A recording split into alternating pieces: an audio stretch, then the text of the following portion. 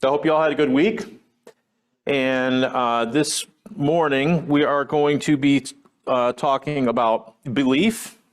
And the title is Believe.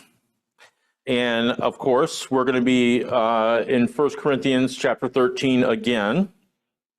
And we're going to be looking at all things again. So there is a place where it says in verse 7 that love believes all things. Mine says bears all things. It says what? Bears all things. But it also says it believes all things. Oh, Yes, okay, it's in there. It's in there. So, do you believe all things? That's a good question. If you just read this as a person who has no knowledge of God, no knowledge of Jesus, or anything that he did or accomplished, and you just picked up the Bible and read that verse, what do you think? Do you believe everything? I hope you all say no. Because there's a lot of things you shouldn't believe, right? But it sounds like, Dick said, it sounds like it. It sounds like that's what you're supposed to say. Yeah, I believe it. So there are a lot of things that I don't believe, but there's a lot of things I do believe. So what is Paul trying to say? With his line of reasoning that he's talking about, love, that it believes all things. Because I know, as a person who believes in God and believes in Jesus, Christ, and what they've accomplished in creation, in what they're doing in us now, and what they have planned for us in the future, that there's got to be something more behind believe. What is it? Is it, a blank check, carte blanche? Is it just fill in the blank? Believe this. And they give it to you and you say, okay, I believe it. It's not, right? And that's what we're going to see. So if you're in 1 Corinthians chapter 13, we're going to read verses 4 to 7. It says, love is patient, love is kind, and is not jealous. Love does not brag and is not arrogant, does not act unbecomingly. It does not seek its own. It is not provoked, does not take into account a wrong suffered, does not rejoice in unrighteousness, but rejoices with the truth. It bears all things, believes all things, hopes all things, and endures all things. So that's love. That's what it does. That's what love is. And so let's pray, and then we'll get into what we're going to talk about today. Lord, we come to you again, as each week, thankful that we could be here together to learn things about the word that you've left in the scriptures, in the Bible, the things that people that you chose to write to us, things that happened when your son was on this earth, in the time that much was revealed about who you are through your son, and the things that you have for us today and onwards. Lord, I pray that we would read these things and think about them and meditate on them, and not just breeze over things or never take a little look deeper, because God, I believe you want us to look deeper, and you want us to learn, not that we would know everything while we're here, but that we seek, because you are one to be sought after. Amen. So, if you can discern that Paul is not saying that we should just believe everyone and everything, and I think that everybody here and everybody listening hopefully can discern that, what do you do with this statement? Do you just read it and read it and read it and read it and just think nothing? It's just what it says. Believes all things. And you just go on to the next thing. What do you do with it? How do you know what it means? And that's what we're going to look at this morning. And it's pretty easy. And I think hopefully we all have some type of idea what it means. But one thing that I'm pretty sure it's related to is relationships. Because this whole passage is about relationships, right? Love has to do with relationships. I mean, I can love a thing, but it's not really love. I can't impart on it the same thing that I can on a relationship, right? If there are people that can impart things, love on things as much as they can in a relationship, then there's no love. They think it's love, but it's not love, right? You know, it's just one of the things we say, right? I love my car. It's a good car. So far, in the short time I've had it, I've already put 9,000 miles on it because I drive so far. But in that 9,000 miles, guess what it hasn't done? It hasn't left me on the side of the road. Lisa's looking at me, so I better knock on some wood. So far, so good, right? And that makes me love it. I love its style. I love the room inside of it. It's nice. It's comfortable, right? Is there another car I would love more? Maybe. I don't know. Possible. Maybe my brother Joel's car I would love more. Don't let my car hear that. See? Because none of these cars know anything about love. And so how could I impart the same love on them that we're talking about in this? So it has to do with people.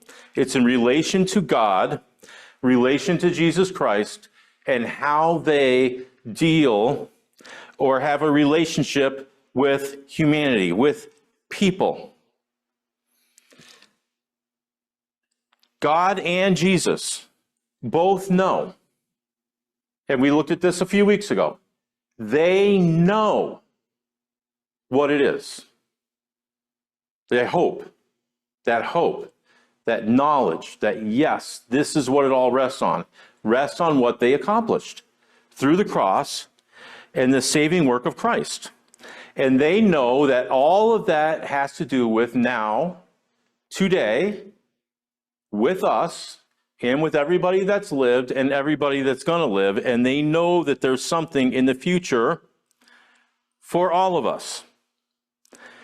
They bore all of humanity and all of our failures and all of our sin. All of it was bore by Jesus.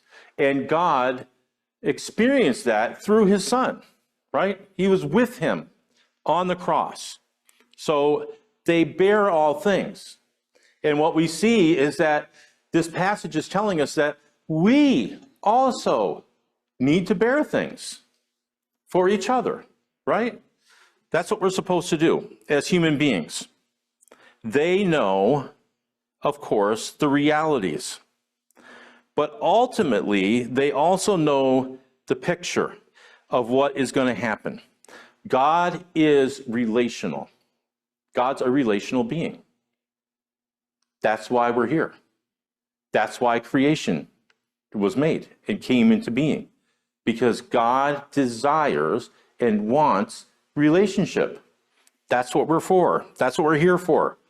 We're not, we saw last week or the week before, we're not here to serve some overbearing God like the Greeks were or the Romans were. We're here to have a relationship.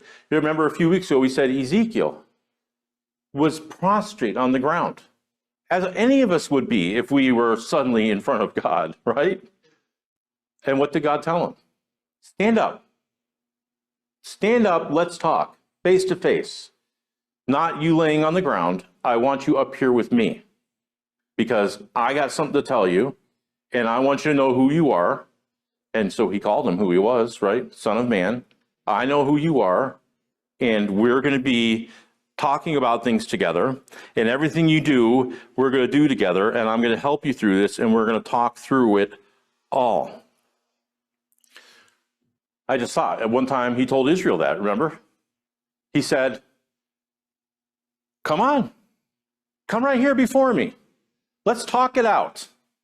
Let's talk out everything that's happened. You bring to me what you think I haven't done correctly. Bring it. Not lay on the ground and whisper it because you're afraid. Just come on, let's reason it out together. That's who God is. He wants us to know that. So the previous verses, before this verse, give us the context of what it's about in relational terms. Love, as seen in a relational being, does or does not do certain things because it loves. This being cannot do the things that we just read it can't do. It can't be unbecoming. It can't rejoice in wrongdoings. It can't. It's impossible. And people would say, but you can't say that about God. God could do anything. But I can say it about God. I believe, I'm not saying I know everything about God, but I do know, according to the Apostle Paul, that God cannot rejoice in wrongdoings. God cannot do anything that's unbecoming. God always acts in love. So what happens then when we don't seem to be loving? Some people will say, well, love failed me, or love didn't come through, or love didn't do this. No. Love always does what love does. It's us that fail. Verse 8 says, or starts with, love never fails. Ever. So when there's a failure, it has nothing to do with love. It has to do with us, or the person that's supposed to be loving. We fail it. Love is what it is. It doesn't change. God doesn't change. His attributes don't change as far as being love and what love does. So let's look. Actually, before I get there, I just realized this morning that I've gone through, 4 or 5 weeks now talking about all things, and we've talked about love every time, and I haven't given you a definition of the love that's being talked about in 1 Corinthians 13. So if you look at it, the Greek word is agape, right? We all are familiar with agape, right? Agape means love. And if you look up the word, it says the examples they give are affection or benevolence or a love feast. That's the word that's in there. Love feast, right? Feast. Love feast. So I know people's minds start to go all over the place when you say things like love feast, right? We think of the 60s and stuff like that, right? But that's not what it is. It's a feast. And if you keep reading the definition, it's got parentheses. Feast of charity. Feast of love. If you go back to when we talked about Psalm 23, when the, I don't want to say the originals, because we don't have all the originals, but the original copies say, not that God's preparing a feast, but that God is the feast, right? It just sounds weird to our minds because it's love. Love is the feast. And that's what this is saying. That's this word love that we're talking about. So then if love believes all things is related to relationships,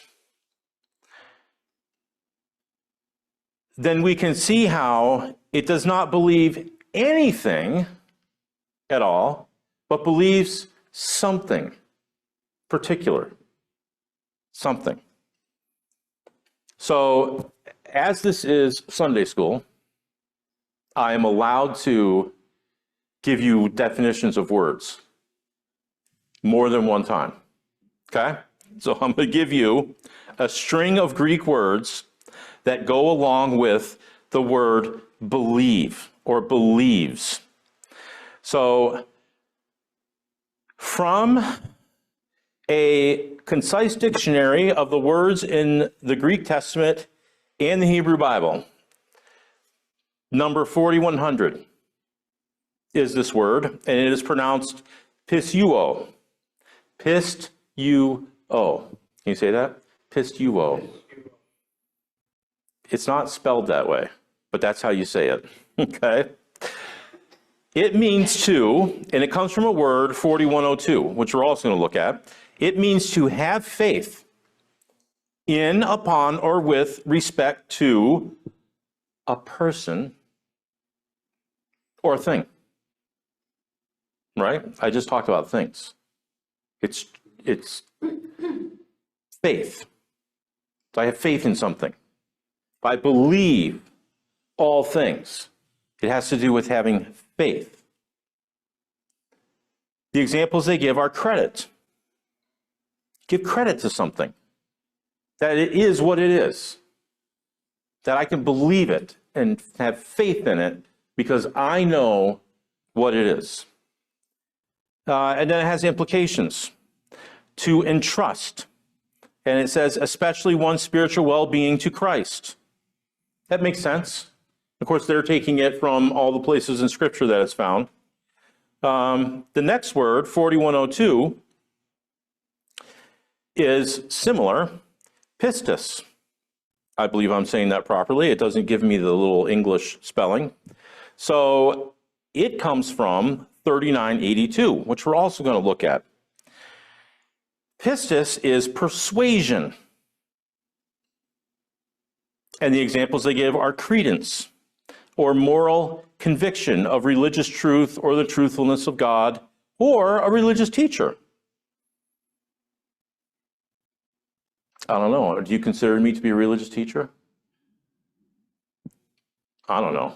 I consider myself to be a guy who goes to work every day in the world and comes home and has a wife and dogs and a house to take care of. And I read my Bible, and I read books about the Bible, and I come across things that are really interesting, so I share them with you.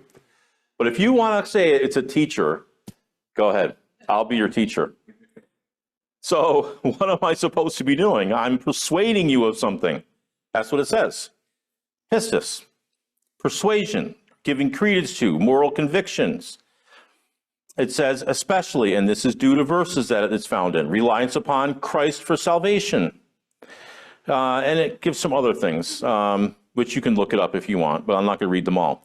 3982 is the word pitho. It's a verb.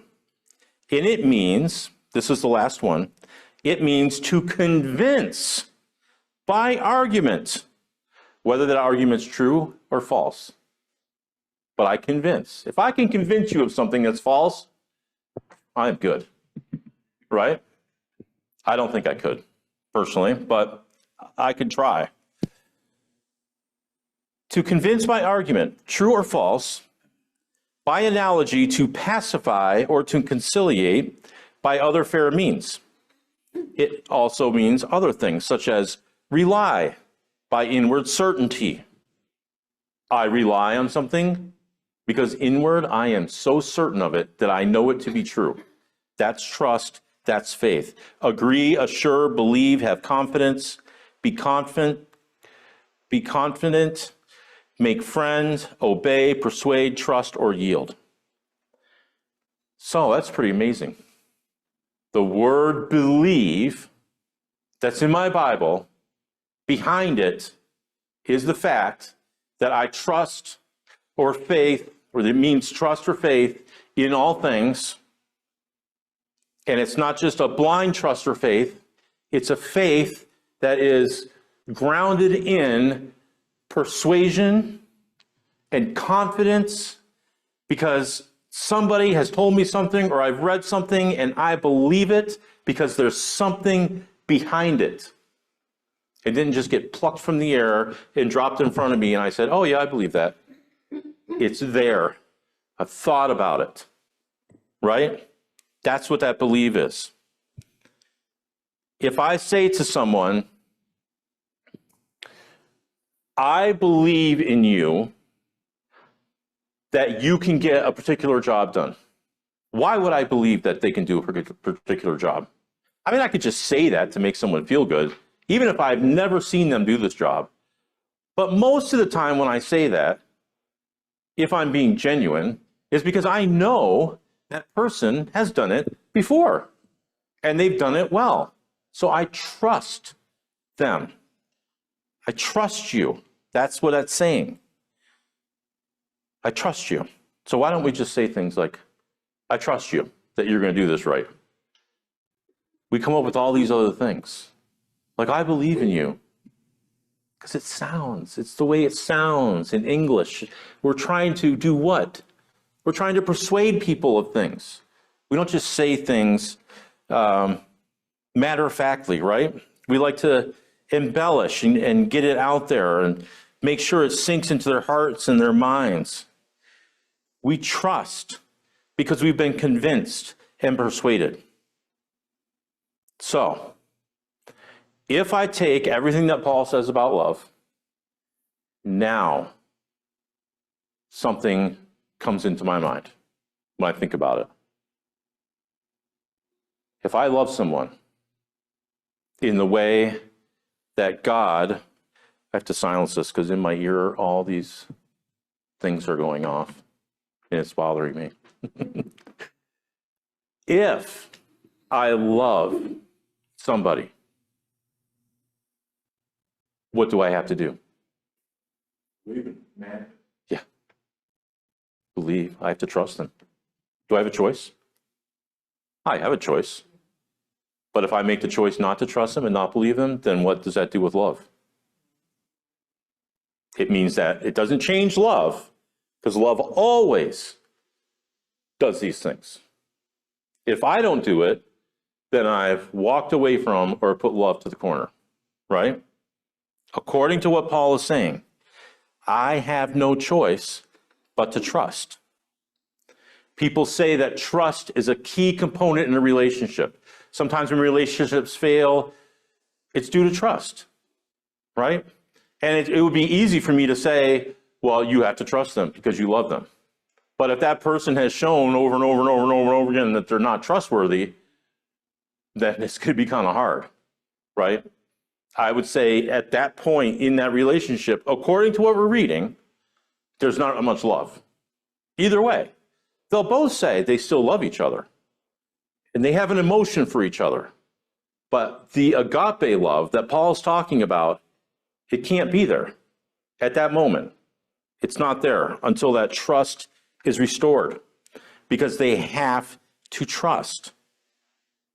It is a component of any relationship, whether it's between two people that are married or two people that are going to be married, between a boss and their employees, between anybody. So are you saying, well, that means that I have love for my employees?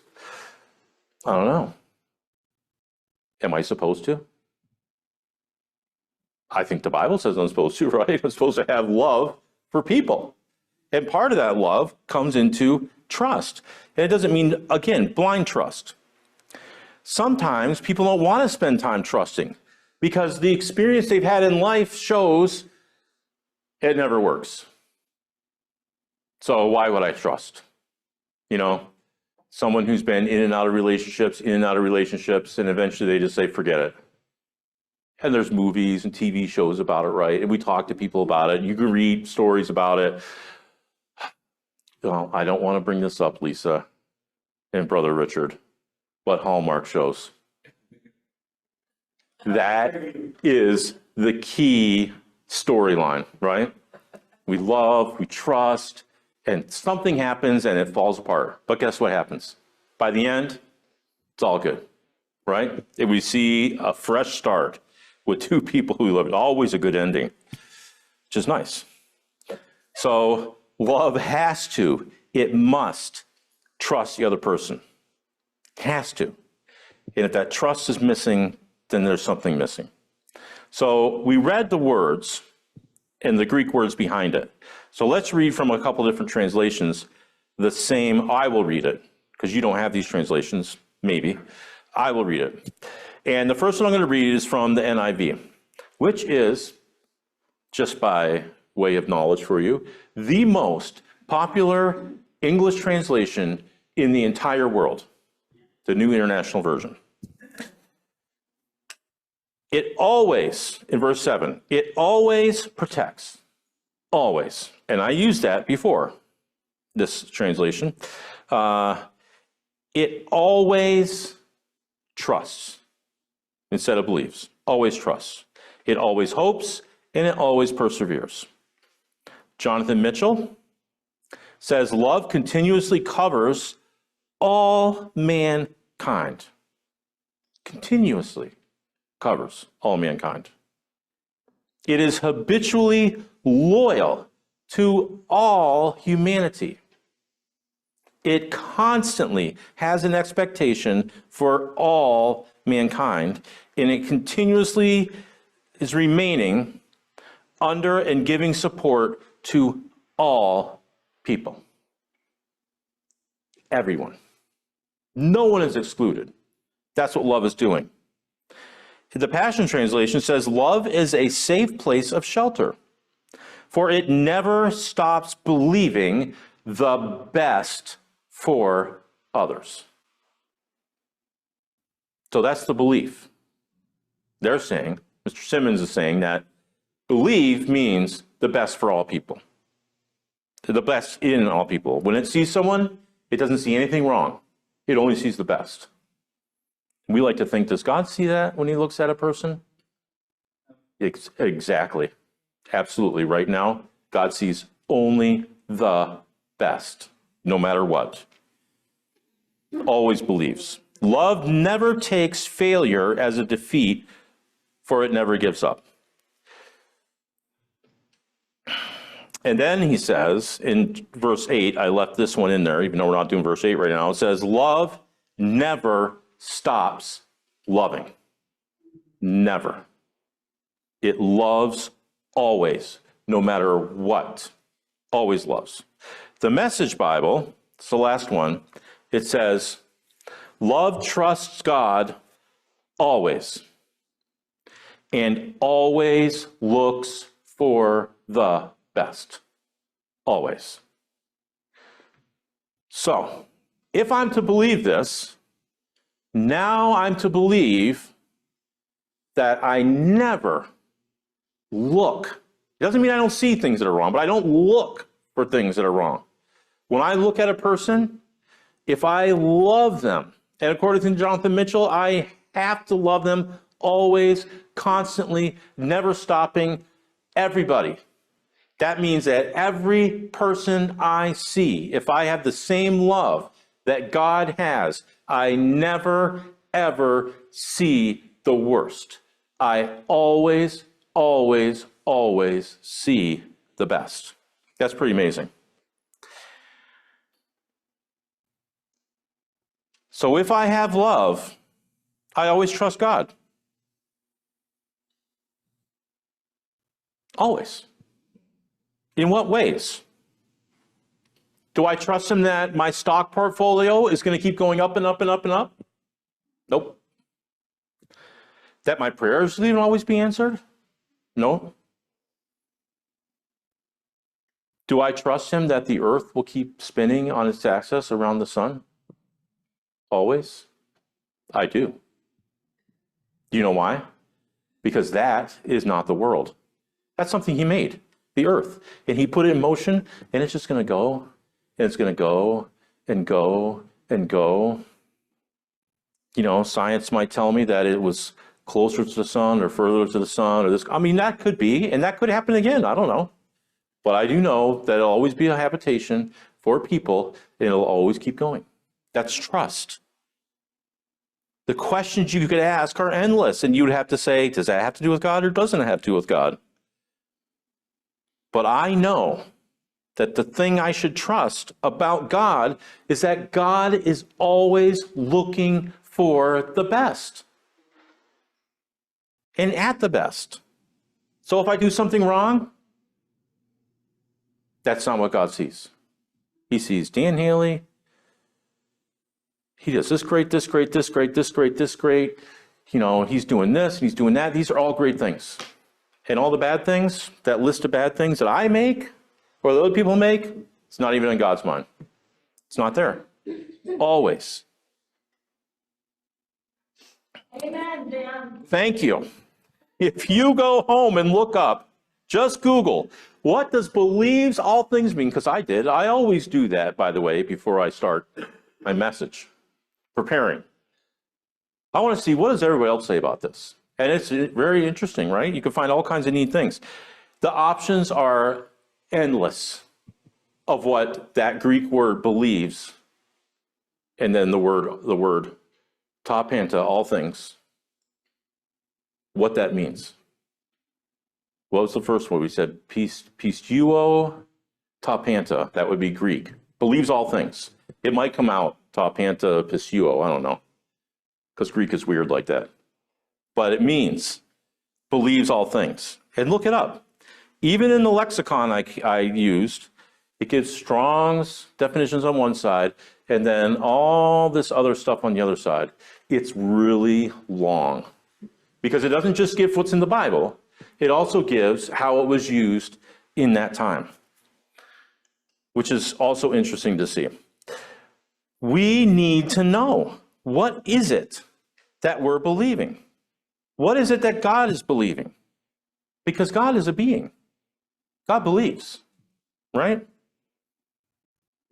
So when I said before that, do I choose to trust or choose to love? Am I also saying that God chooses to trust or chooses not to trust? Can God choose? And some people might say, well, are you saying that God trusts every person? Does that sound weird? Because when I read the Old Testament, do I read that God trusts? I can infer from things I read in the Old Testament that I don't know if God trusted them or trusted everything or trusted what they were doing. Did he choose not to trust sometimes? In Hebrews 11:1, it gives us a definition,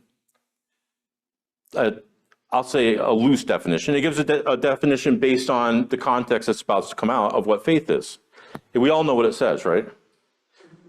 Faith is the assurance of things hoped for, the evidence of things not seen. When I read that and I think about it, I look at that word evidence. There's evidence of things that aren't seen. That's what it's saying. Doesn't that sound counterintuitive to faith or trust? How can I have faith or trust if I can't see it and there's evidence, right? Because it's spiritual. It's not physical. It's not talking about physical things, right? This is holding up my Bible. I trust that if I leave this Bible here, I can come back here in 100 years. And most likely, this will still be standing, even if nobody comes in this building. It might get some rot. Maybe it'll start to crumble a little bit, but probably it will still be standing. That's not what it's talking about. It's talking about faith in something that God has said was going to come about. And why do they believe? God has given them something to believe in. He showed them who he is. He's displayed who he is. They have knowledge somehow that in the past, God has done certain things.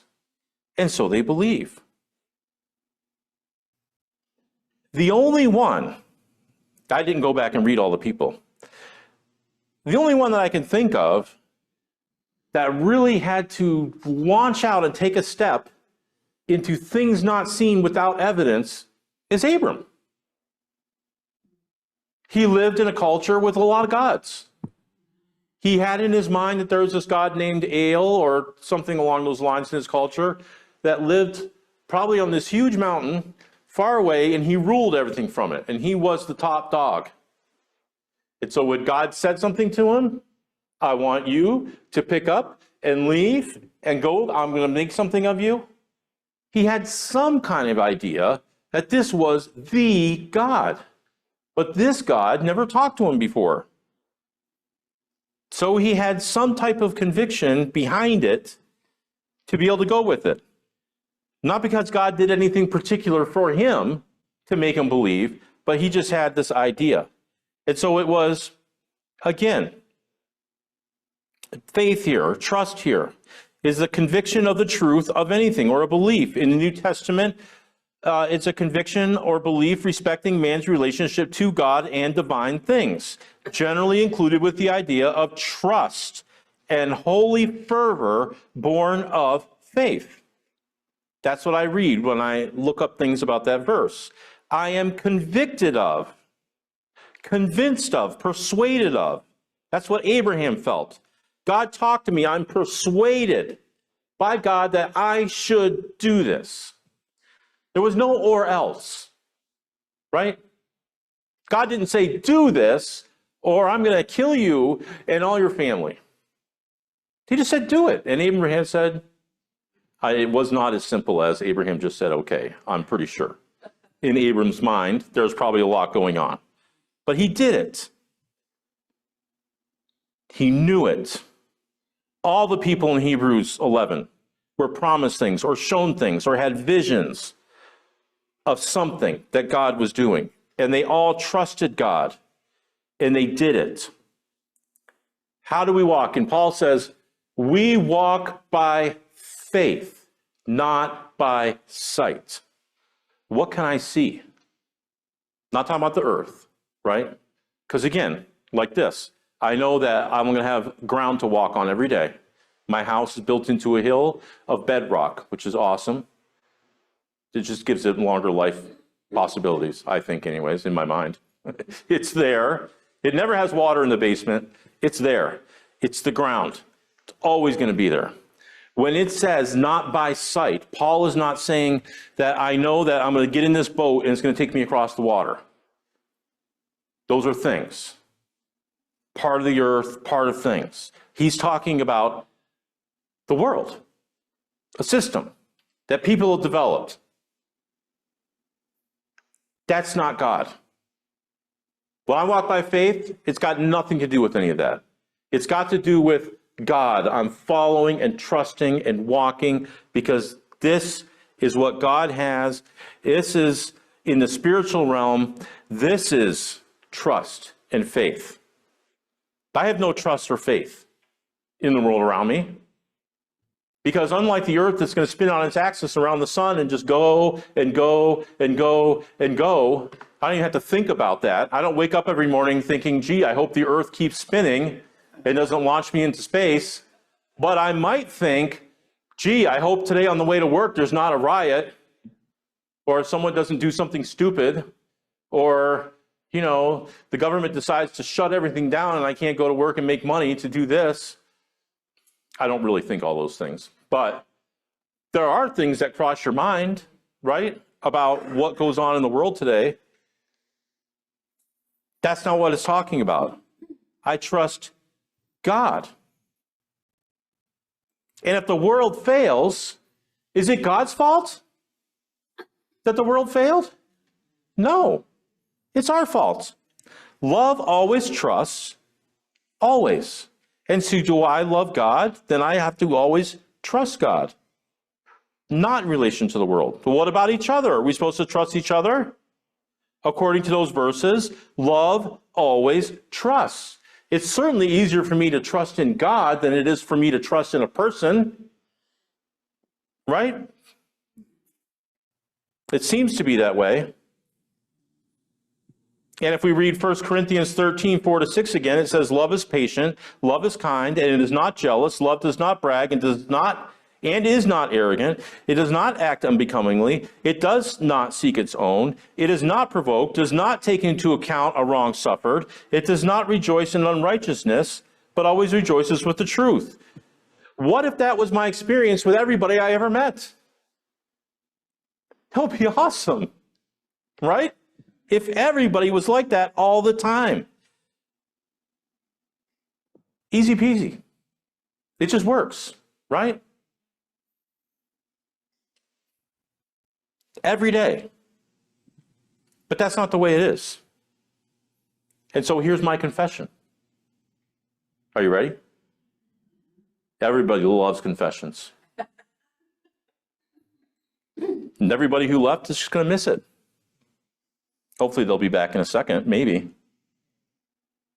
My wife, I fail her sometimes. Now everybody's like, oh, here comes the good stuff. Sometimes I act unbecomingly. Hard to believe, I know. Look at Rose, she's like, well, no. Sometimes I seek my own advantage. Sometimes I let myself become provoked, or I provoke. Sometimes I take into account being wronged. I'm not patient. Sometimes I'm not kind. Right?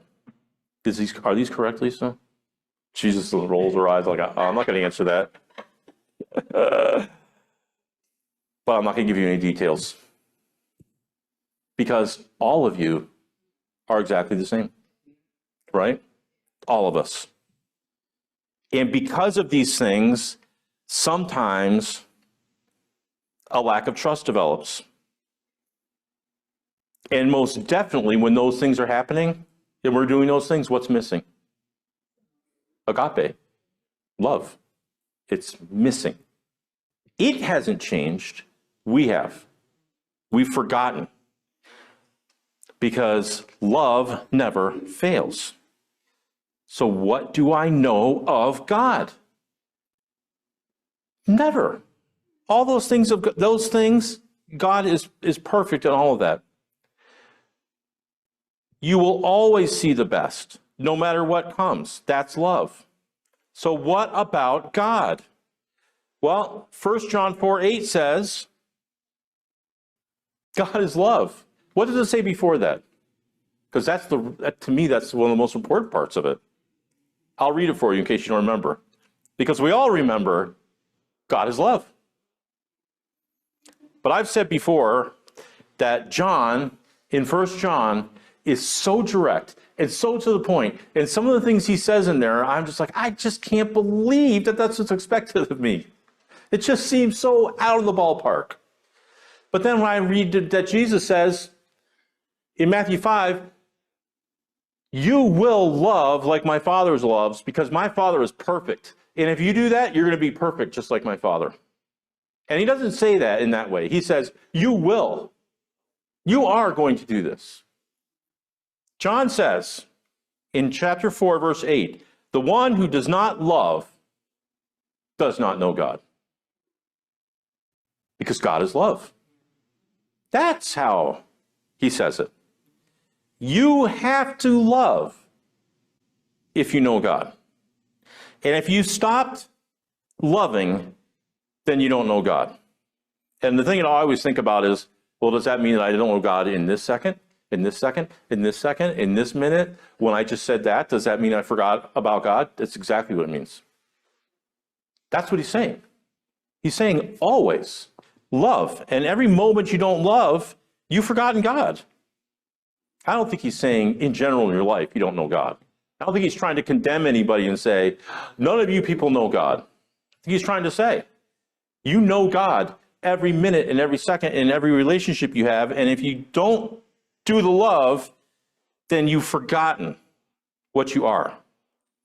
It's a verse of, to me, it's a verse of conviction, right?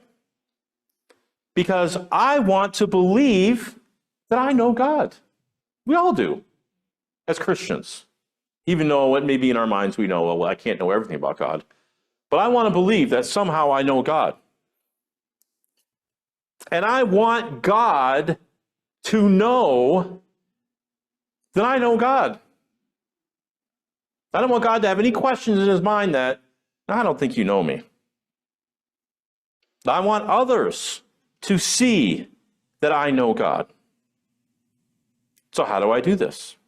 according to 1 Corinthians 13 and Romans 12 and in Romans 13. We could read things about what they say. How about John?